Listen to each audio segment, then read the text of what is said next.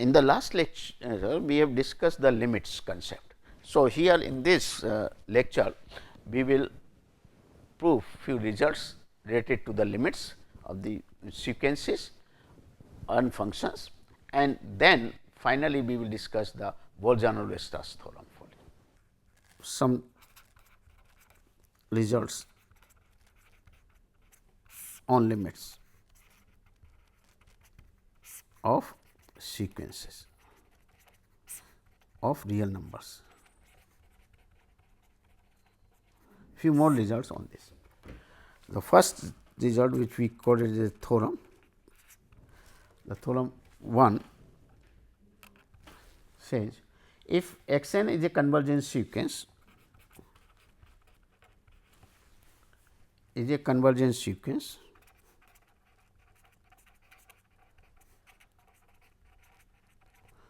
of real numbers,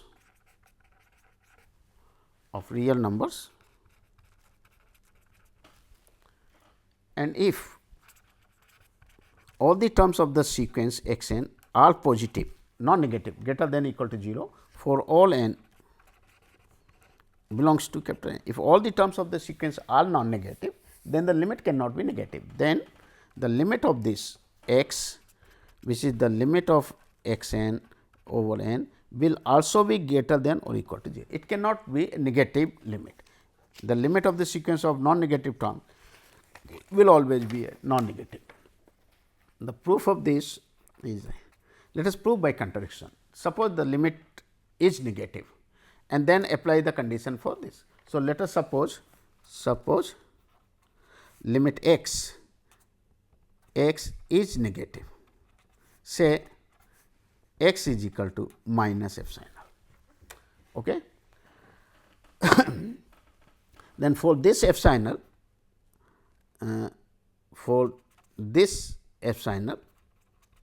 which is greater than 0, there exists a positive integer,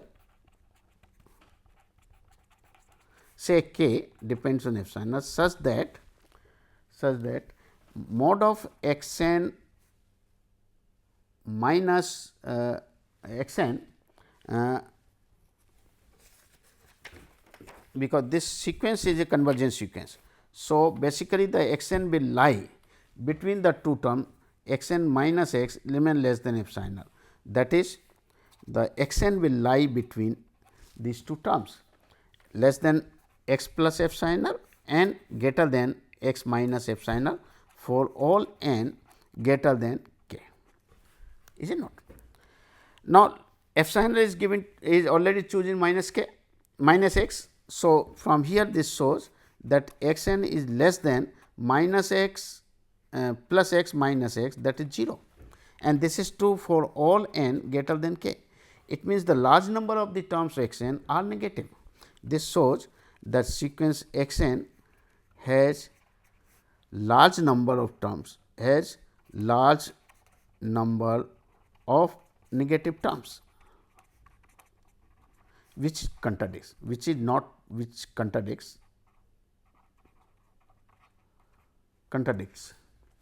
Why contradicts? Because x n already are positive, therefore, our assumption is wrong. So, x must be positive, that is answer. Then another results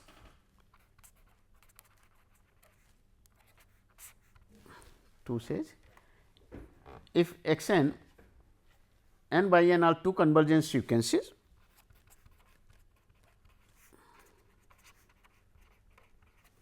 are two convergence sequences of real numbers, and if x n is less than or equal to y n for all n belongs to capital N natural number, then the limit will also follow the same inequality.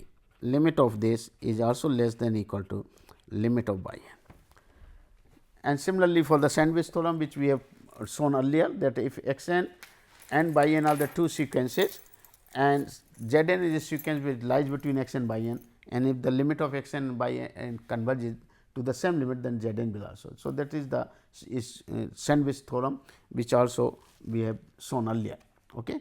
So, this is what now next is result is divergence sequence we have discussed.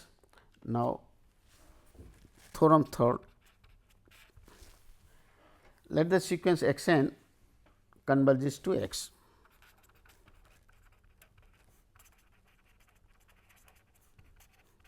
X. Then the sequence mod of x n, this sequence of absolute values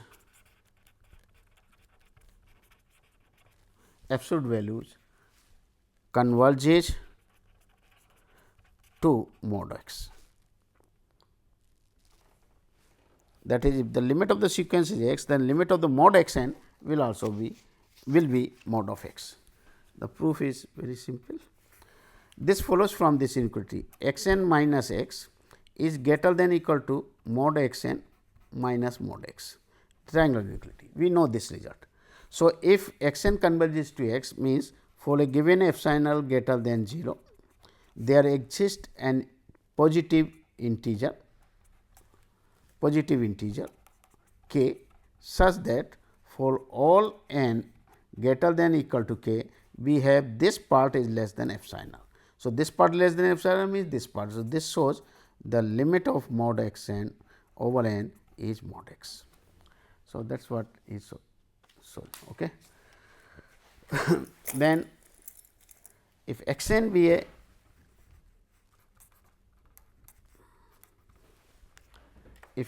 a sequence of real numbers, a sequence of real numbers that converges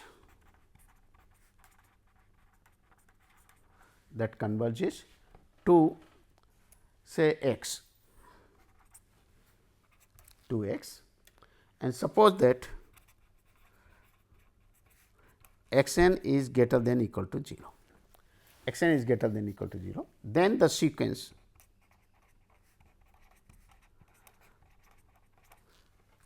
under root of x n, this sequence of positive square root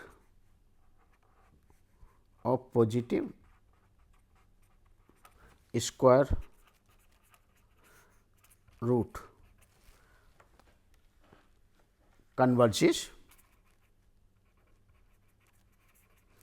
to under root x. Okay. The proof is, since x n is a sequence of real number that converges to 0, and we are assuming x n to be greater than 0. So, limit point cannot be negative. So, we are considering only two cases when this is x is equal to 0 and x is greater than 0. So, case 1, when x is equal to 0. So, when x is equal to 0, x n sequence converging to 0, that is x n is tending to 0, where x n's are all positive greater than or equal to 0. Okay. They are 0. So, for a given epsilon, so by epsilon for given epsilon greater than 0, there exists an k in positive integer k such that x n which is greater than equal to 0 will less than x n minus 0 is less than say epsilon square for all n greater than k. Therefore, under root of x n will less than epsilon for all n greater than k. So, the limit of the sequence x n will. So, limit of the x n when n tends to under root of this will go to 0. Similarly, if we take x to be non-zero, then in that case non-zero and greater than 0, because x greater than 0, then we consider under root x n minus under root x.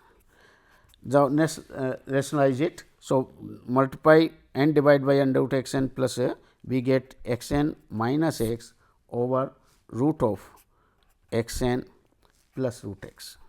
Okay. Now, this is given under root of x n and both are positive. So, this will be less than equal to. So, if I take mod of this, then this is less than equal to mod x n minus x, and so this part under root x n plus x is greater than 0. So, this will be greater than equal to root x. So, it will be less than equal to root x. This is positive, this is positive. So, this will be greater than root x. So, 1 upon this will be less than. Therefore, this limit of this is the same as the limit of this under root x, but this limit is tending to 0. So, this implies that limit will go to the. So, this implies limit of under root x n over n is under root x. So, nothing, not much to be proved. Okay. Then we go for monotonic sequence. We have discussed it already. Now, yes,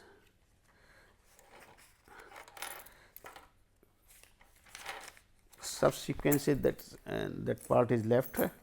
So, let us see concept of the subsequence.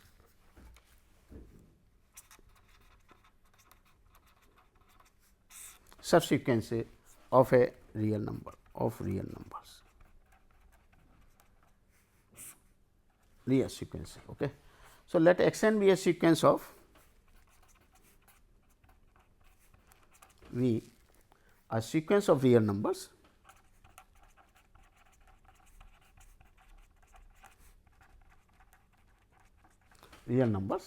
and let n 1 less than n 2 and so on be less n k be strictly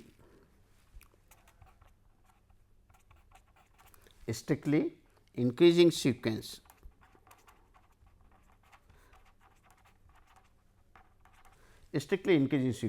of natural numbers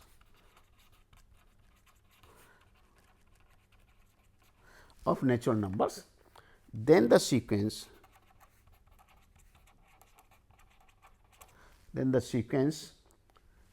x and k, then this sequence x and k given by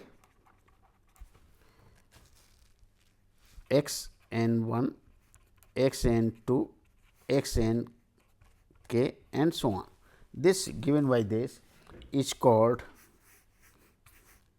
a subsequence of x.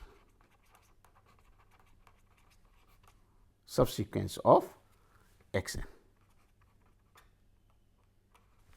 Subsequence of x n. Okay. For example, if we take this say sequence x n is 1, 1 by 2, 1 by 3, 1 by 4 and so on. This is a sequence x n.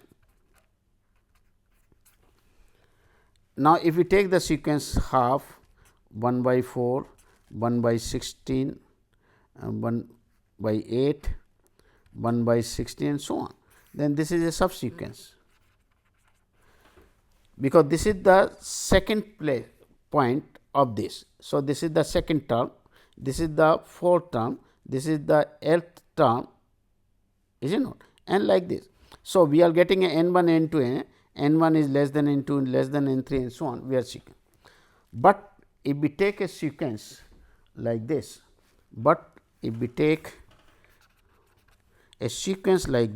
say 1/4, 1, then let it be 1/8, then 1/6 and so on, then this is not a sequence, not a subsequence. Why? Why it is not a subsequence? It is a sequence, but it is not a subsequence. Why?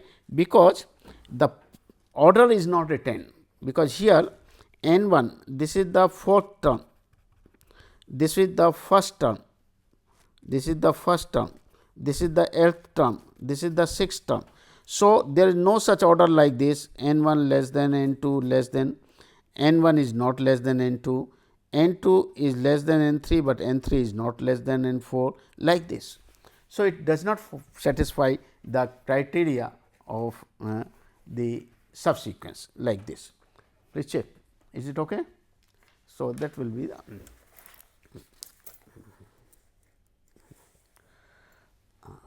now, this is very interesting results here. The result says okay, monotone subsequence theorem, monotone subsequence theorem. The theorem says if x equal to x n is a sequence of real numbers,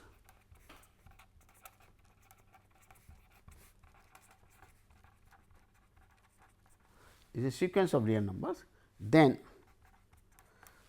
there is a subsequence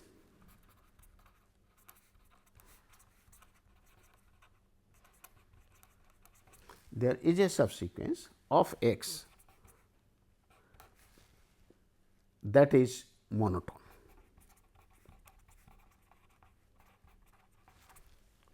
So, this is a very interesting result, that every sequence has a monotone subsequence. Every sequence, that is, the result is very interesting, that every sequence has a monotone subsequence.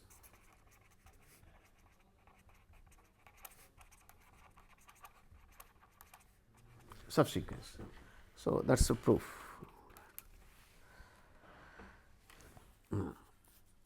Let us see, suppose we have a first we defined a term, say x 1 x 2 x n. Let us define this term, which we call it the as a peak. Okay. The mth term x m is a peak. The mth term x m in the sequence x n is a peak,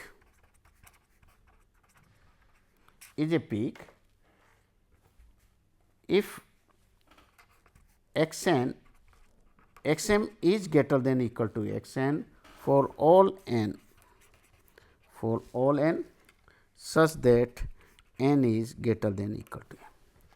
Means like this, if suppose we are having a sequence x 1, x 2, x n and so on, and if we identify some term x m here such that after this all the terms of the sequence are of decreasing nature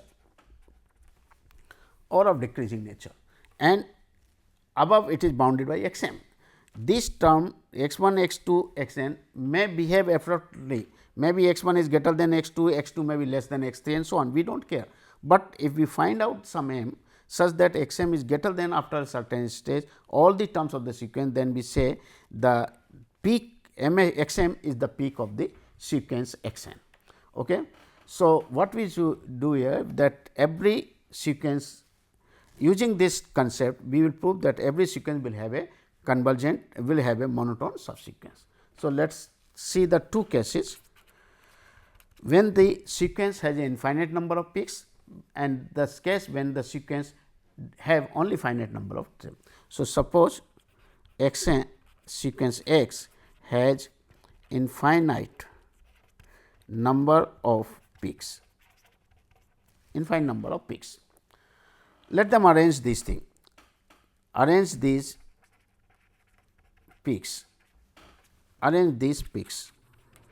Suppose the peak is x m 1, okay, where then x m 1, then x m 1 is greater than equal to x m 2 greater than and so on, because m 1, m 2, m 3 these are the terms, m 1 is less than m 2 less than m 3, but the peak x m 1 is the peak, after this all the terms of the sequence are less than then x m 2 is another term such that after this all the terms are less than this and like this. So, arrange this. So, this sequence will have a decreasing. So, the sequence of the peaks, this sequence of peaks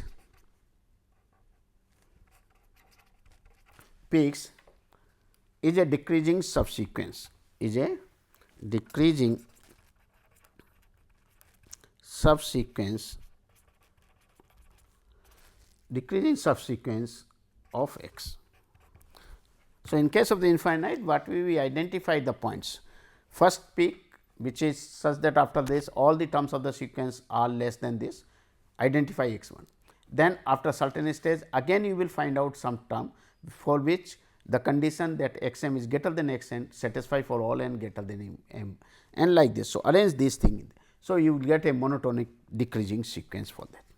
Now, if x has a finite number of,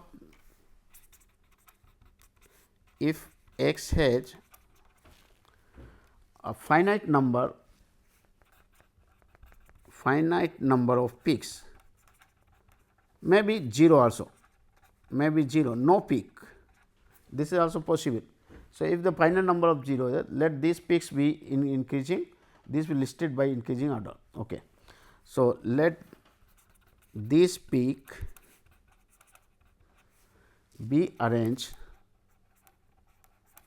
in increasing order. Let us suppose in increasing subscripts. That is, if m 1 is less than m 2, that x m 1, x m 2, these are the peaks x m say r, and arrange in the increasing circuit, that is m 1 is less than m 2, less than m 3, and this is m r. Arrange in this. Now, let us pick up this term. Pick up the sum. Let S 1 is the term which is after this peak or at m r peak in this first index beyond this. Then this S 1 cannot be a peak, because this is the peak and this is the last peak. So, we cannot take any number which is greater than this can be a peak. So, S 1 is not a peak. Okay. Means x is finite, then S 1 be first index. Okay. Once S 1 is not a peak, it means there will be some point, here is m r.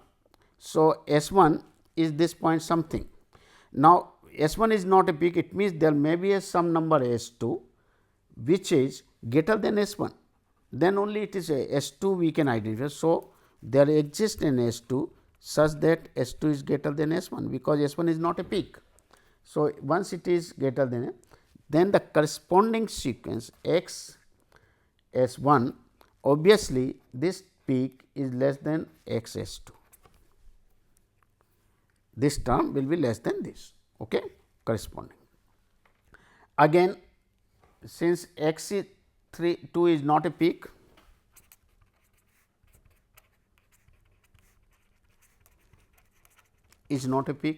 so we can there exist.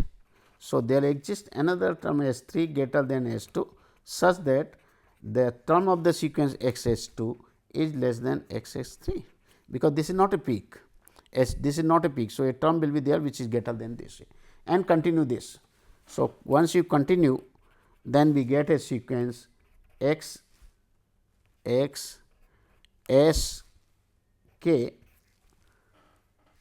a sequence increasing sequence of x, which is monotone increasing sequence. So, this shows that every sequence will have a monotone subsequence. It has a subsequence of x that is monotone.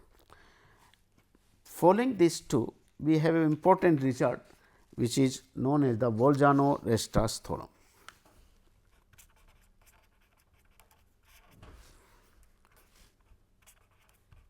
The Bolzano-Weierstrass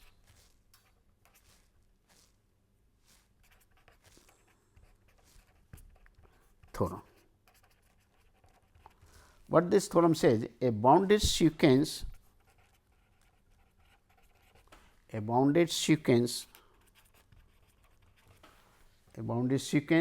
of real numbers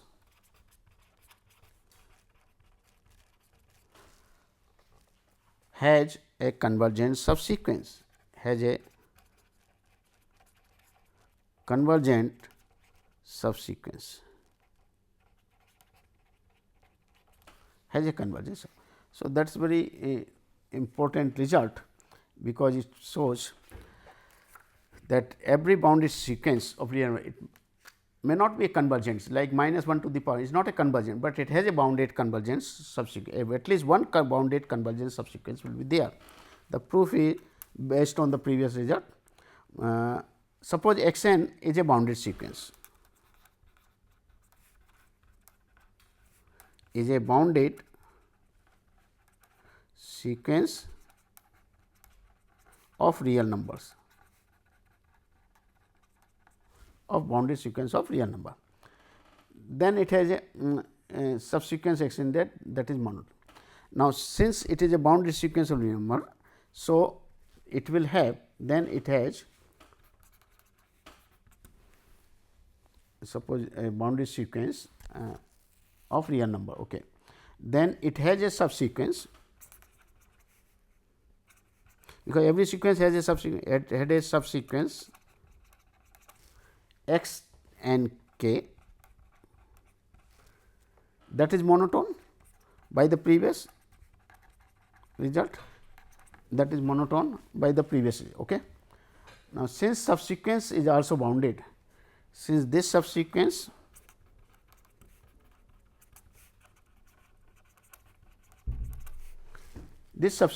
is also bounded, so it follows from the